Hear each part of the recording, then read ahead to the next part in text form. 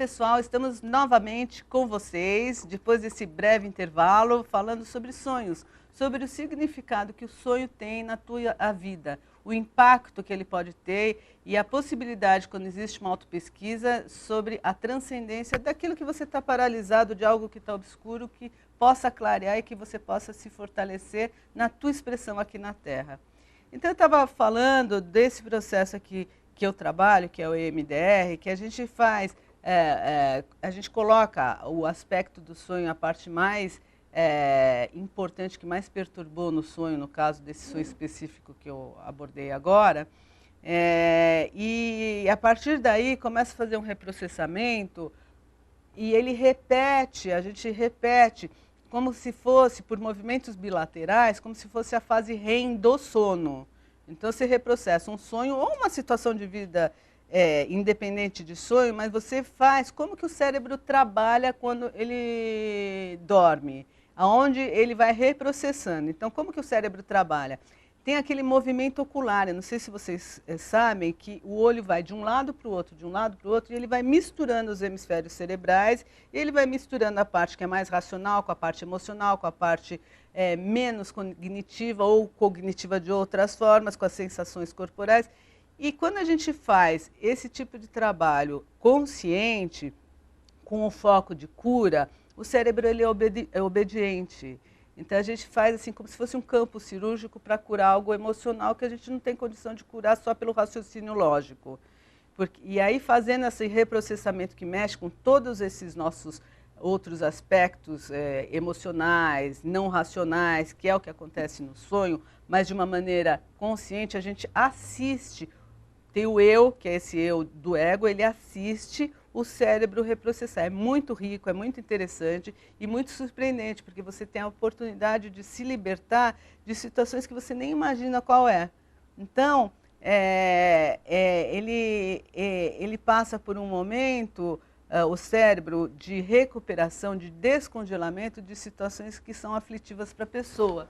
E isso, gente, está no nosso DNA, essa questão da cura emocional, da cura de seja o que for, ela está no DNA.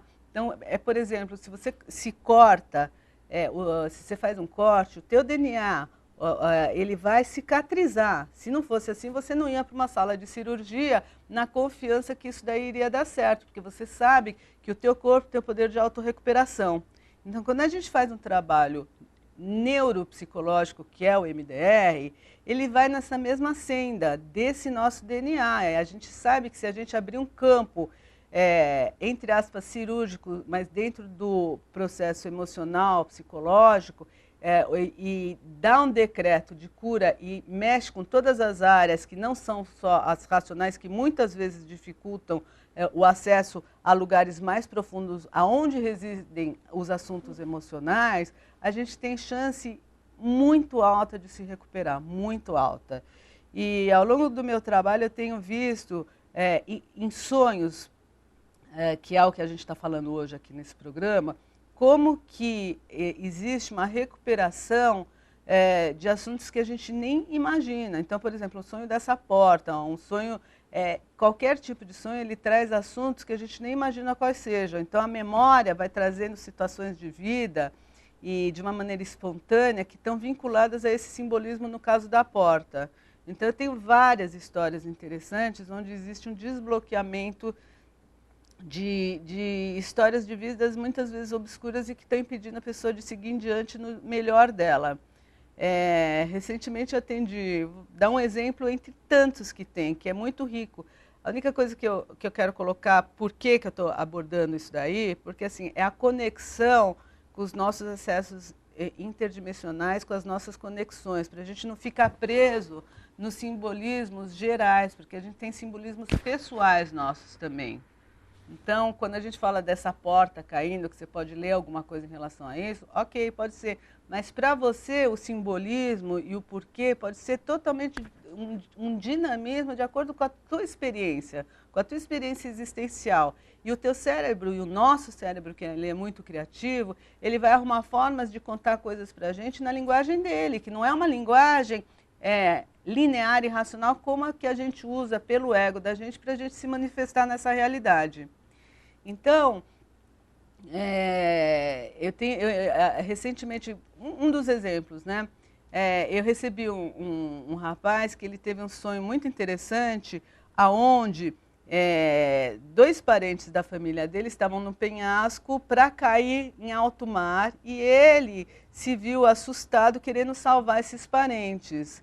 E foi muito interessante porque, assim, na hora que ele conta isso daí, que ele fica com essa sensação de desespero ao longo do dia inteiro, que ele queria salvar, mas que esses dois parentes estavam morrendo, e ele fala assim, eu tenho a sensação que eles iam morrer mesmo, eles iam cair do penhasco e eu podia salvar e não consegui salvar.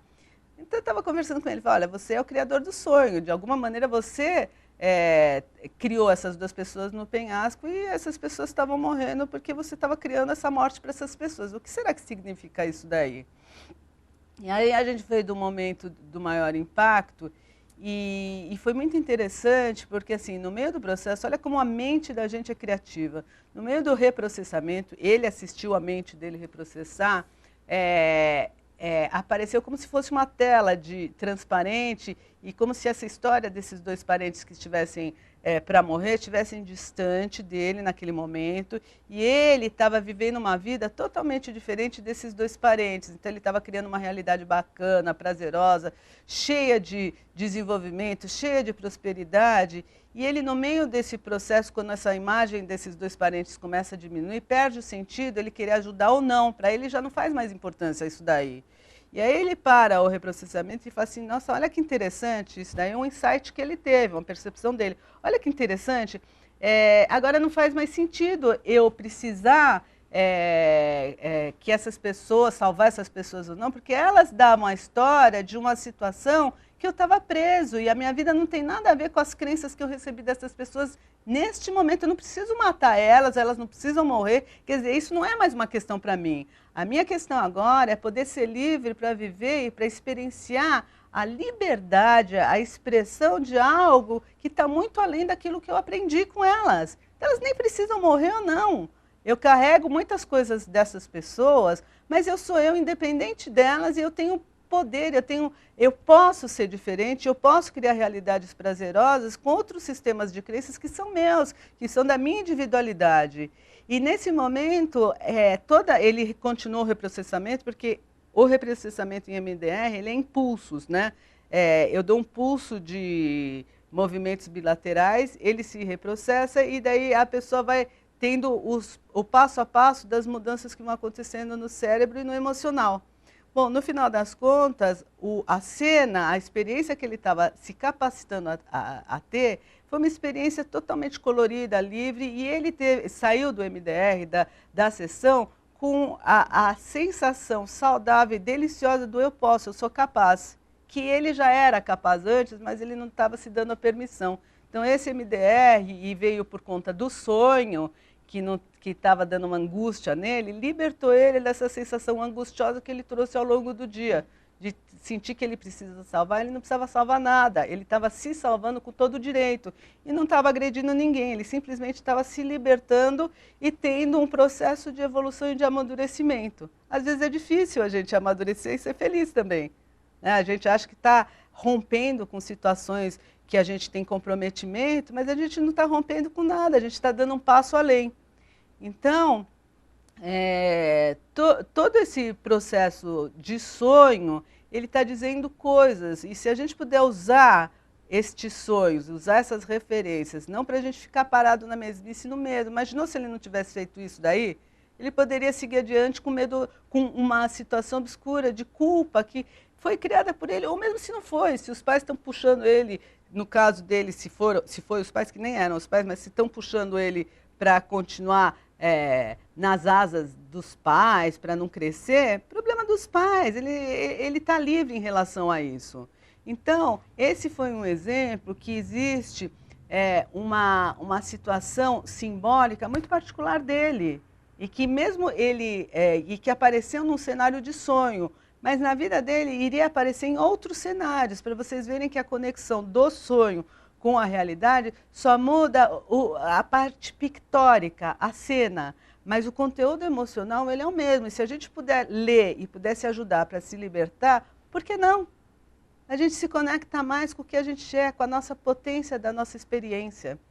Então, pessoal, Espero que eu tenha passado uma informação bastante rica para vocês, para ajudar vocês a se conectarem, a fazer essa conexão com tudo que existe, com todas as possibilidades existenciais. Eu tenho trazido várias pessoas aqui também, tenho falado sozinha com vocês, em conexão com algo maior que me traz essa luz para difundir esse propósito de conexão, para a gente se expressar melhor. E eu vou continuar também nesse tema de sonhos, abrangendo a parte maior de autoconsciência, que fala sobre experiência extrafísica também, que são outras modalidades de conexão que a nossa cabeça, nosso cérebro tem essa capacidade. Tá bom? Um beijo para todos e até a próxima.